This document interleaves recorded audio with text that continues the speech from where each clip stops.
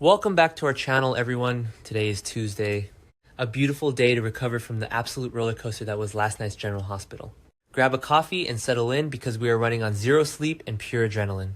Our brains simply will not shut off after that episode, and we desperately need to vent, theorize, and unpack every single chaotic second of this drama with you all. I cannot believe they finally went there. I am literally shaking right now typing this because I have been waiting weeks for this shoe to drop. And when it finally did, it hit like an absolute freight train. I have to react first because my heart is still pounding out of my chest. Dante's face. Oh my god. Dante's absolute sheer panic, confusion, devastation. I mean, we all knew the secret about Rocco shooting. Ross Cullum couldn't stay buried forever, but having Elizabeth Baldwin be the one to break the glass. Brilliant. Absolutely, undeniably brilliant. I've been watching this show for years, and I have to say, Liz putting the pieces together just proves why she is one of the smartest, most observant characters on this entire canvas. She treated Rocco's injured hand. She saw that insanely tense, weird interaction between him and Britt Westbourne at the hospital, and Liz, being the fiercely protective mother and nurse, she just couldn't let it go. So she marches right into the PCPD commissioner's office and drops the mother of all truth bombs on Dante. And Dante, he is absolutely flabbergasted. He is standing there completely frozen, processing the horrifying fact that everyone, literally everyone involved in his life has been lying straight to his face about what actually went down on Pier 55 that night. Jason, the man who has spent his entire adult life taking bullets and taking the fall for the Corinthos family, is sitting in WSB custody right now because he is protecting Dante's teenage son. Can we just pause and appreciate the immense gravity of that Jason covered for Rocco? Jason let himself be hauled away, falsely imprisoned, just to keep Cullum's lethal crosshairs off a kid. But Cullum is no idiot. Cullum was facing Jason when he got shot in the back. He knows Jason didn't pull the trigger. And now Dante knows that Cullum knows. The stakes have never been higher, and I am so here for this gritty, high-stakes family drama. But wait, I'm getting ahead of myself. Let's talk about Lulu and Nathan for a second. Or should I say, Cassius. I am so incredibly frustrated with Lulu right now. How blind can you possibly be? Nathan is practically sweating bullets, pacing around her house, putting on the absolute maximum pressure. He is aggressively insisting that Lulu has to send Rocco away tonight. Tonight. No warning, no packing. Just ship the kid out of Port Charles immediately. And Lulu is standing there, looking unhappy but completely missing the massive red flags waving right in front of her face. I mean, I know she thinks she's protecting her son with her boyfriend's help, but Cassius is a phase-on. He's panicking because he knows exactly what Ross Cullum is capable of. Cullum stabbed Marco Rios to death. If Cullum finds out Rocco is the one who put a bullet in him, Rocco is dead meat. Cassius knows this, and he is scrambling. Lulu argues back, of course, because she's a Spencer, and she is stubborn to her core. She reminds Nathan that if she just randomly ships Rocco out of town in the dead of night, Dante is going to become incredibly suspicious. Well, newsflash, Lulu. Dante is already way past suspicious. Dante is fully in the loop now, thanks to Elizabeth. I am absolutely dreading the inevitable confrontation between Dante and Lulu. It is going to be explosive. Remember when they fought over custody years ago? Yeah, it didn't work out quietly then. And this is going to be 1,000 times worse because Lulu has been actively covering up a shooting and letting Jason rot in federal custody. Will she finally confess to Dante? And more importantly, will she throw Nathan under the bus? Or will she keep protecting Cassius's fake identity? I am terrified for her, but also I kind of want Dante to rip her a new one for keeping this from him. Okay, back to the point. Let's shift gears to the Jerome Art Gallery because I am screaming at my television over this Sonny Rick and Ava storyline. Rick Lansing is standing there looking all suave and mysterious, telling Ava Jerome, "You ask for plenty, you'll get it." Now, if you don't know the context, that sounds super shady. It sounds like Rick and Ava are plotting some massive, sinister takeover of the mob or something. But we know the truth. They are literally just planning an expensive, art-related surprise for Elizabeth. Rick is trying to woo Liz. He wants to take her away for the weekend. And he's using Ava's gallery to put together some grand romantic gesture. It's actually kind of sweet in a twisted, toxic Rick Lansing kind of way. He genuinely wants to make this work with Liz. But Sonny, oh Sonny Corinthos, am I the only one who wants to physically shake this man? Sonny is completely spiraling into absolute raging paranoia.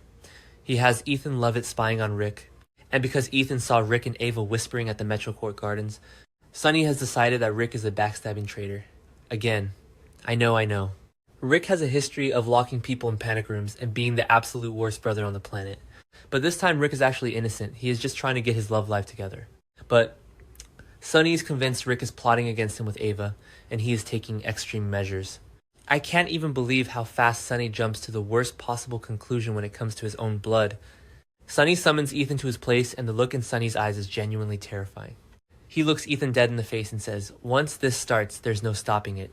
Ethan is probably standing there thinking they are finally going to launch the lethal takedown of Jen Sidwell. Ethan has been chomping at the bit to wipe Sidwell off the map for what he did to his mother Holly. Ethan can practically taste the blood of revenge. But no. The previews heavily imply that Sonny's extreme measures are actually about Rick. Is Sonny gonna have Ethan kidnap his own brother for an interrogation? I can't even handle this. If Sonny tortures Rick over an art purchase for Elizabeth, I am going to lose my absolute mind. It's so tragic because Sonny is blowing up his own family over a massive misunderstanding, and Ethan is just the lethal weapon caught in the middle. And speaking of massive misunderstandings and explosive secrets, let's head over to Carly's attic. Carly and Valentin are tearing each other apart. I live for this angst, I really do. Carly is pacing the floor, absolutely furious, demanding that Valentin find a solution to their Jack Brennan problem that doesn't involve her. And by her, she means Nina Reeves. Carly is so blinded by her hatred for Nina that she can't see the tactical genius of Valentin's plan. Valentin wants to use Nina as bait to feed Brennan false information and trap him. It is a brilliant WSB-level spy tactic.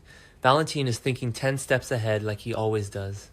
But Carly's throwing a massive fit. Find a solution that doesn't involve Nina. I mean, can we really blame her Nixon Falls? Anyone.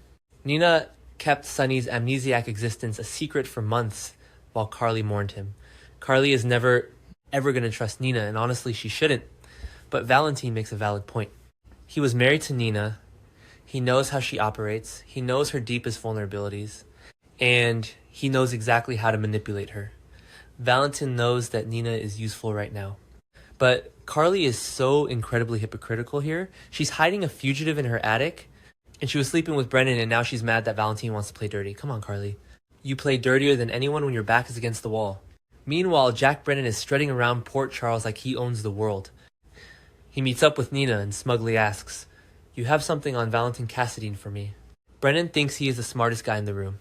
He thinks he has Nina completely cornered because he's blackmailing her with that traffic cam footage of Willow.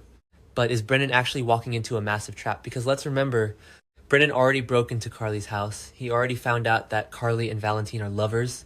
He knows they are working together. So why is he asking Nina for Valentin's location? Is Brennan playing Nina while Nina is playing Brennan? While Valentin is playing everyone? My brain is literally twisting in knots trying to figure out who's outsmarting who in this ridiculous spy game. And we can't talk about Nina without talking about the absolute horror show happening with Drew Kane. Drew is lying there, paralyzed, helpless, staring at the syringe that Nina just placed on the coffee table. Willow, his own supposed loved one, shot him, paralyzed him, and is now blackmailing her own mother to keep him drugged. Nina is standing there holding a paralytic, getting a phone call from Valentin right in the middle of it. If Nina delays injecting Drew for too long, the effects of the last dose are going to wear off. Drew might actually gather enough strength to fight back or blink. An SOS to Elizabeth. I am on the edge of my seat every time they show his room. I am praying that Drew gets a glimmer of hope.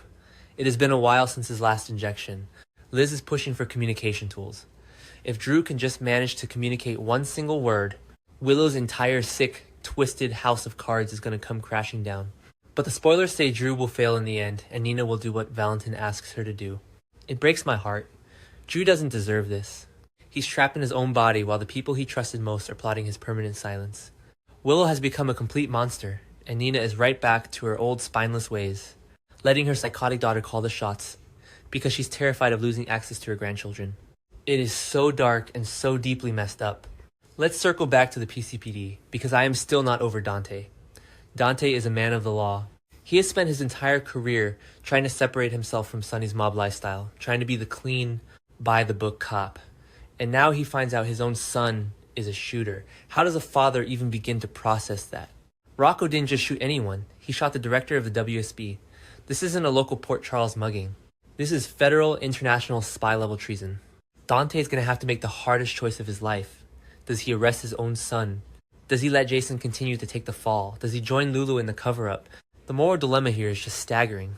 I honestly think Dante's gonna snap. He's been under so much pressure lately. Between Jason being locked up, Marco Rios' unsolved murder, and Jen Sidwell terrorizing the town, Dante is at his absolute breaking point. When he confronts Lulu, I want to see fireworks.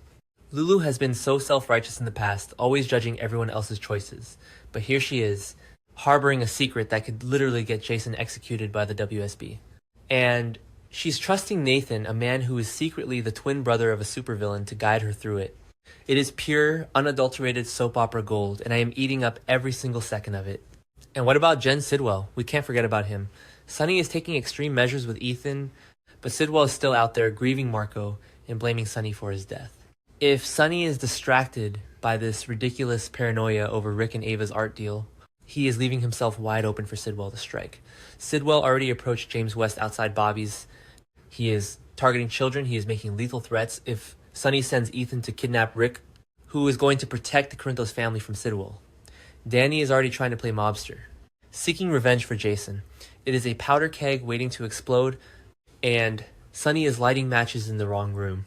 I know some people are loving this dark, gritty era of GH, but personally my anxiety is through the roof. I am so emotionally invested in these characters. I've been watching since 2015, and seeing Jason sacrifice himself for the next generation of Spencers and Falconeris just hits me right in the feels. It reminds me of the old days, the true loyalty of Jason. But I hate seeing him suffer. I hate seeing Carly pushed to the brink. And I absolutely despise what they are doing with Willow. Remember when Willow was just a sweet school teacher? Yeah, it didn't work then either. But turning her into a cold-blooded attempted murderer who blackmails her own mother, it's a wild pivot. But I can't look away. It's like a train wreck in slow motion. So what is going to happen next? I predict Dante is going to burst into Lulu's house just as Cassius is trying to pack Rocco's bags. He's going to catch them red-handed, and all hell's going to break loose. I predict Sonny is going to make a massive, unforgivable mistake with Rick that will push Rick right back into his old villainous ways. Why be the good guy if your own brother is going to torture you anyway? And I predict Brennan is going to turn the tables on Valentine and Carly in a way they never saw coming. Carly is going to make some grand declaration, probably trying to save Jocelyn from her captivity. And the whole situation is going to spiral completely out of control. I am exhausted. My heart is racing, but I wouldn't trade this show for anything. The drama is peaking. The secrets are unraveling, and Port Charles is about to go up in flames. If you guys aren't screaming at your TVs along with me, we need to check your pulse. Let me know what you think in the comments, because I desperately need to know I'm not the only one losing my mind over this. Okay? I'm going to try to get some sleep now, but knowing me, I'll be lying awake theorizing about Cassius until the sun comes up. Until next time, GH fans.